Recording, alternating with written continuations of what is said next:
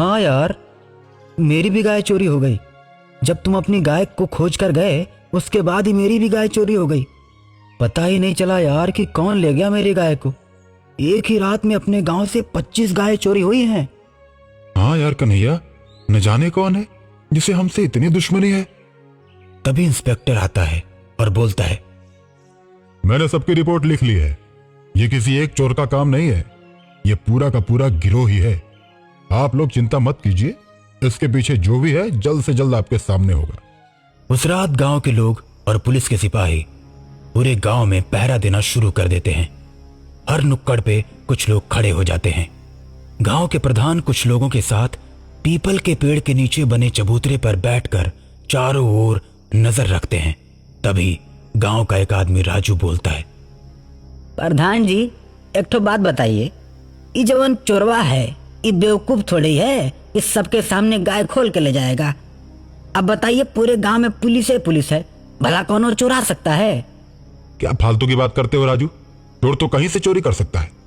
अरे नहीं प्रधान जी, चलिए एक बात बताइए, अब मान लीजिए हम लोग यहाँ बैठे हैं और हमारे सामने से किसी चोर की हिम्मत है जो गाय चुरा के ले जाएगा? और क्या, चोर तो चोर है, वो कहीं से कुछ भी चुरा सकता है, उसको डर है क्या? चबूतरे पर बैठे सभी लोग प्रधान जी की बात का समर्थन करने लगते हैं। अच्छा ठीक है, लेकिन हमारे सामने अगर चोर गाय चुरा के ले जाएगा ना तो मैं तुरंत पकड़ लूंगा। मैं किसी से नहीं डरता। राजू अपनी बहादुरी का झूठा बखान कर ही रहा होता है कि तभी गाय के चिल्लाने की आवाज आती है। ऐसा लगता है कि कोई गाय को जबरदस्ती खींच रहा है।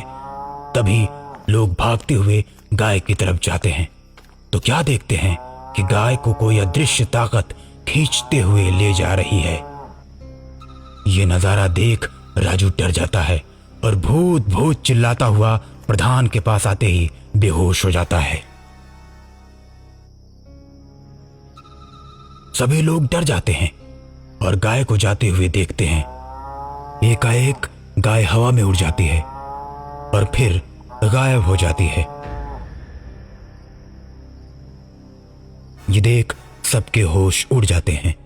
सभी आदमी भागते हुए इंस्पेक्टर के पास जाते हैं। सारी बात सुनने के बाद इंस्पेक्टर बोलता है, देखिए, अब पुलिस का मामला ये नहीं रह गया है, हम इसमें कुछ नहीं कर सकते। अब आपको किसी पहुंचे हुए तांत्रिक के पास ही जाना होगा। प्रधान गांव वालों के साथ एक तांत्रिक के पास जाता है और तांत्रिक को अपने गांव में घटी हुई घटना के बारे में बताता है। देखो, ये कलुआ ग्वाले का भूत है। आज से 150 साल पहले उसके पास गौशाला हुआ करती थी। कलुआ के पास 100 गायें थीं। दूध देने के मामले में कलुआ के गायों की बराबरी कोई नहीं कर सकता था। कलुआ दूध बेचता और खूब पैसे कमाता और आराम की जिंदगी जीता। लेकिन कलुआ की तरक्की से गांव के लोग जलते थे और उन्होंने कलुआ की गायों को चुराने का फैसला किया। दोस्तों, कलुआ को अगर बर्बाद करना है तो उसकी गायों को चुराना ही पड़ेगा और चुराने के बाद हम उन गायों को दूसरे गांवों में बेचकर पैसा कमाएंगे और जब कलुआ की गायें धीरे धीरे कम होने लगेंगी तो वो बर्बाद हो जाएगा। जब रात को कलुआ सो जाता तो कलुआ के दुश्मन दबे पांव जाते और कुछ गायों को खोल लाते और रात में ही कम दाम में दूसरे गांव में बेच आते। सुबह कलुआ को जब पता चलता तो वो गायों को ढूंढता है, लेकिन उन गायों का कहीं पता नहीं चलता। और ऐसे ही धीरे धीरे कलुआ के दुश्मनों ने उसकी सभी गायों को चुरा कर बेच दिया। और जब कलुआ एकदम लाचार हो गया तो उसके दुश्मन उससे मिलने के लिए गए। अरे कलुआ, तू तो बहुत घमंड दिखाता था। तुझे क्या लगता था कि तू इस गांव में सबसे बड़ा आदमी बन जाएगा? हम सब ने ही मिलकर तेरी गायों को चुरा कर बेचा है।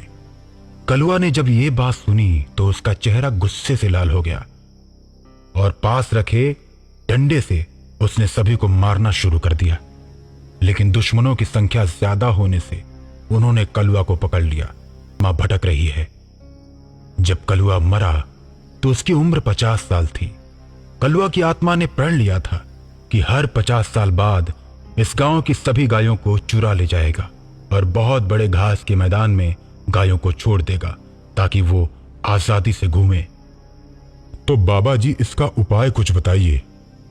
अब कलुआ की आत्मा को मुक्ति मिल गई है। अब के बाद वो कभी गायों को नहीं चुराएगा, क्योंकि गाय चुराने का ये उसका अंतिम प्रण था।